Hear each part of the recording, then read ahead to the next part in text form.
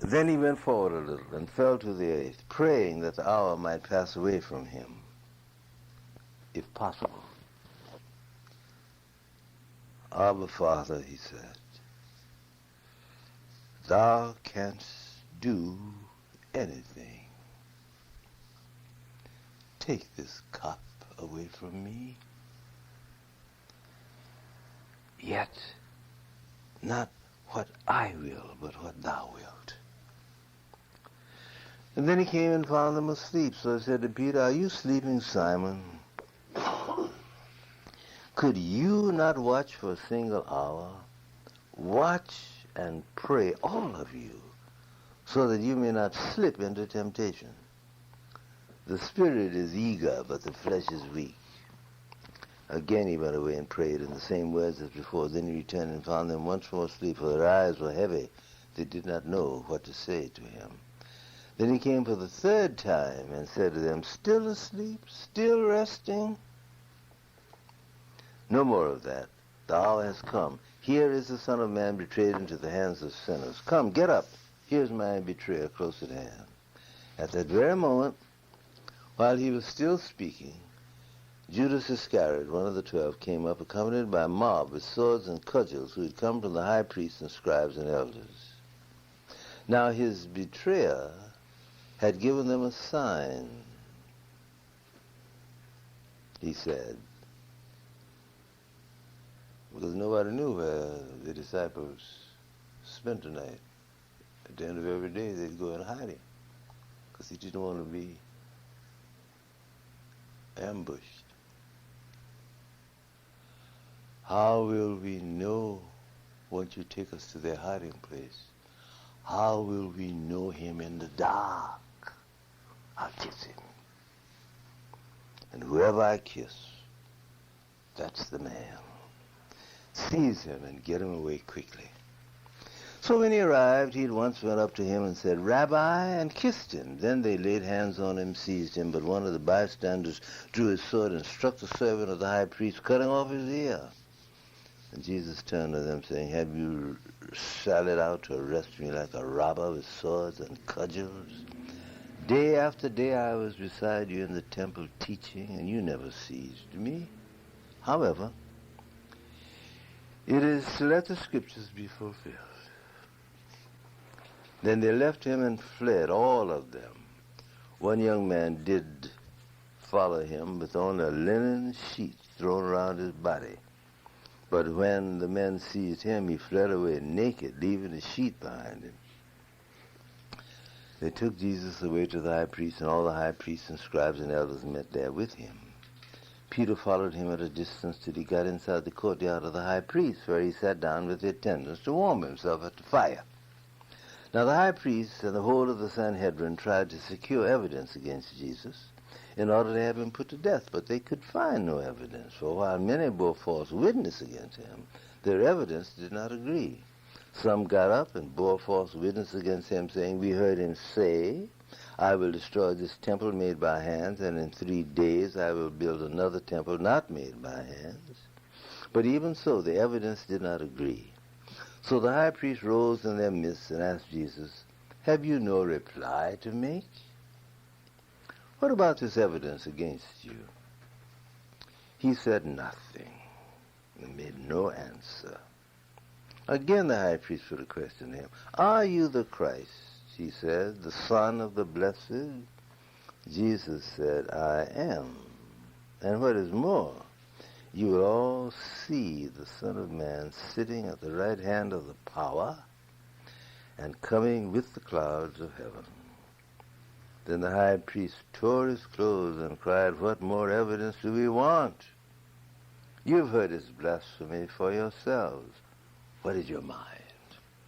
They condemned him, all of them, to the doom of death, and some of them started to spit on him and to blindfold him and buffet him, asking him, prophesy. The attendants treated him to cuffs and slaps. Now, as Peter was downstairs in the courtyard, A maidservant of the high priest came along, and when she noticed Peter warming himself, she looked at him and said, "You were with Jesus of Nazareth too." But he denied it. "I do not know," he said. "I have no idea what you're talking about." Then he went outside into the passage. The cock crowed. Again the maidservant who had noticed him began to tell the bystanders, "Now that fellow is one of them." But he denied it again. After a little, the bystanders once more said to Peter, "To be sure you're one of them. Why, you are a Galilean yourself." But he broke out cursing and swearing. I do not know the man you're talking about." At that moment, the cock crowed for the second time, and then Peter remembered how Jesus had told him, "Before the cock crows twice, you will disown me thrice." And he burst into tears. Immediately morning came, the high priest held a consultation with the elders and scribes and all the Sanhedrin. And after binding Jesus, they led him off and handed him over to Pilate. Now Pilate asked him, "Are you the king of the Jews?" He replied, "Certainly." Then the high priest brought many accusations against him, and once more Pilate asked him, "Have you no reply to make? Look at all their charges against you." But to the astonishment of Pilate, Jesus answered no more. Now at festival time he used to release for them some prisoner whom they begged from him.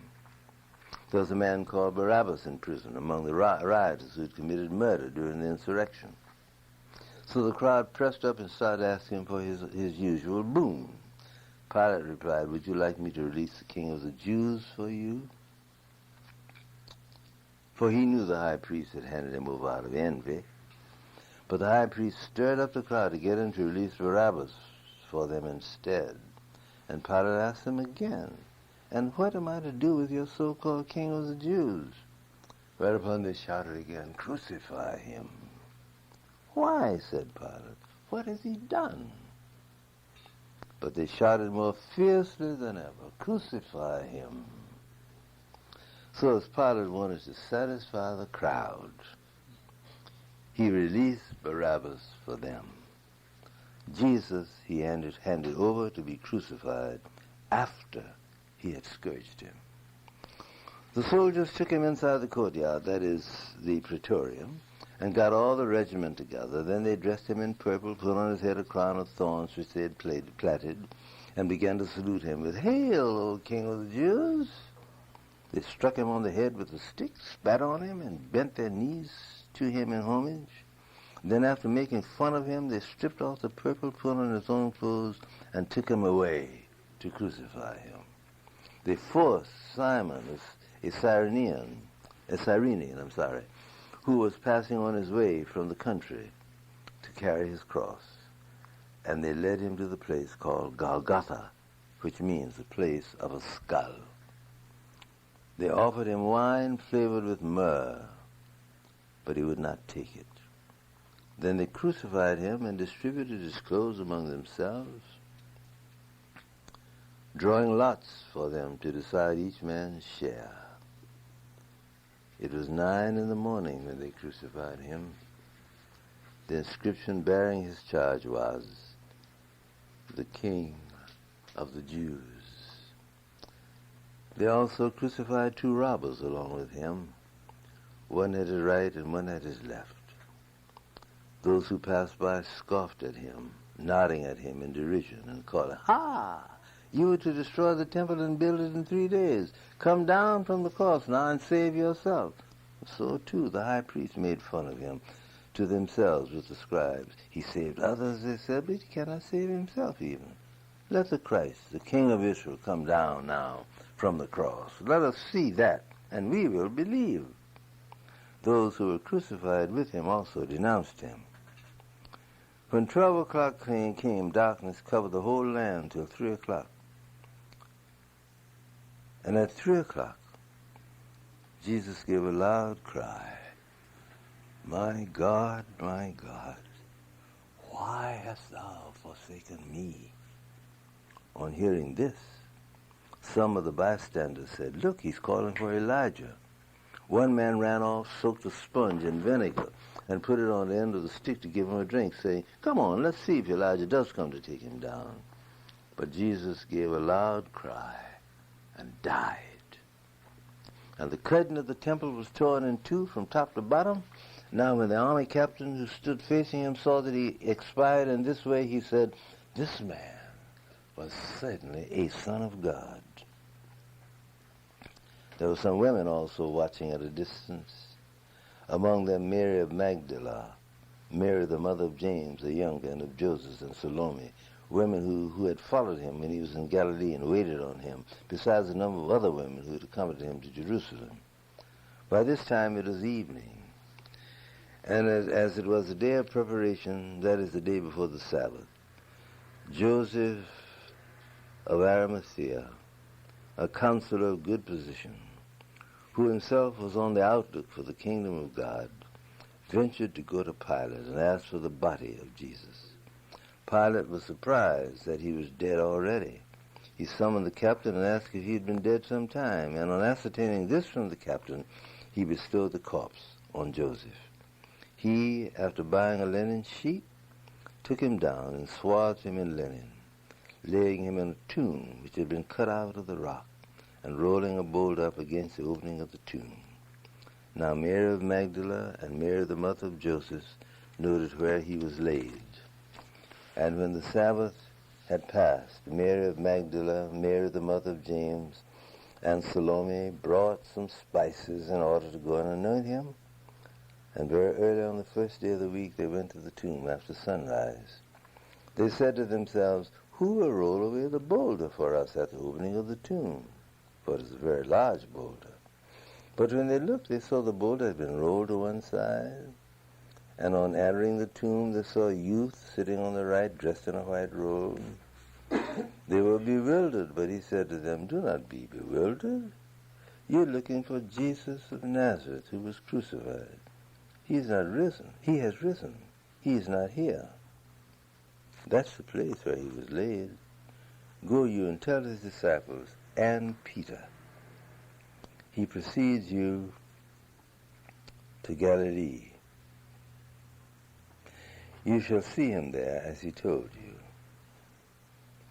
And they fled out of the tomb, for they were seized with terror and beside themselves. They said nothing to anyone, for they were afraid. Now, an additional appendix. Now, after he rose early on the first day of the week, he appeared first to Mary of Magdala, out of whom he had cast 7 demons. She went and reported it to those who had been with him, for they mourned and wept. But although they heard he was alive and had been seen by her, they would not believe it. After this, he appeared in another form to 2 of them as they were walking on their way to the country. They too went and reported it to the rest, but they would not believe them either. Afterwards he appeared at table to the 11 themselves and reproached them for their unbelief and dullness of mind, because they had not believed those who saw him risen from the dead. But they excused themselves, saying, "This age of lawlessness and unbelief lies under the sway of Satan, who will not allow what lies under the unclean spirit to understand the truth and power of God. Therefore," they said to Christ, "reveal your righteousness now." Christ answered, "The term of years for Satan's power has now expired, but other terrors are at hand. I was delivered to death on behalf of sinners, that they might return to the truth and sin no more, that they might inherit that glory of righteousness which is spiritual and imperishable in heaven." And he said to them, "Go to all the world and preach the gospel to every creature. He who believes and is baptized shall be saved, but he who will not believe shall be condemned. And for those who believe, these miracles will follow. They will cast out demons in my name. They will talk in foreign tongues. They will handle serpents. And if they drink any deadly poison, it will not hurt them. They'll lay hands on the sick and make them well." Then after speaking to them, the Lord Jesus was taken up to heaven and sat down on the right hand of God while they went out and preached everywhere, the Lord working with them and confirming the word by the miracles that endorsed it. A second ending of Mark is, but they gave Peter and his companions a brief account of all that had been enjoined, and after that Jesus himself sent out by means of them from east to west the sacred and imperishable message of eternal salvation.